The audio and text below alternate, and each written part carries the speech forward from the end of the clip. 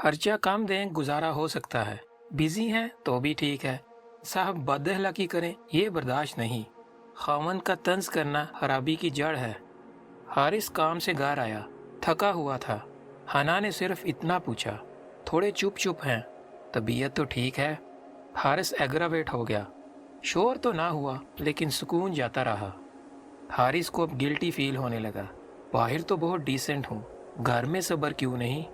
हारिस को हल चाहिए था।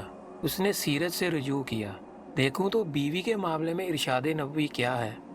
नबी सल्लल्लाहु अलैहि वसल्लम ने फरमाया, तुम में बेहतरीन वो है जो अपने घर वालों के लिए सबसे बेहतर है।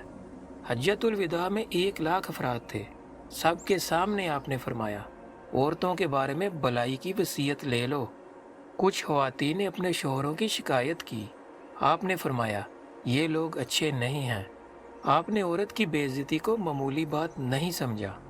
हारिस को एहसास हुआ, बीवी सिर्फ किचन के लिए नहीं, वो दिल भी रखती है, जज्बात भी। आपसे तवज्जो चाहती है। और हाँ, हामन की बेरूही उसे हर्ट करती है।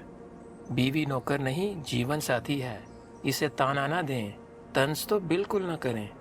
मोहब्बत सिर्फ खर्चे का नाम नहीं, अच्छा शौहर बनना भी इबादत है। अगली सुबह की चाय हारिस ने बनाई। कोई बड़ी बात नहीं थी, लेकिन हना मुस्कुरा दी। हारिस ये सीक्रेट समझ गया, इस रिश्ते की ब्यूटी अच्छे रवैये में छुपी है। आप भी कुछ समझे? घर में सुकून चाहिए, आवाज नहीं, लहजा नरम करें। क्या पता जिंदगी आसान हो जाए।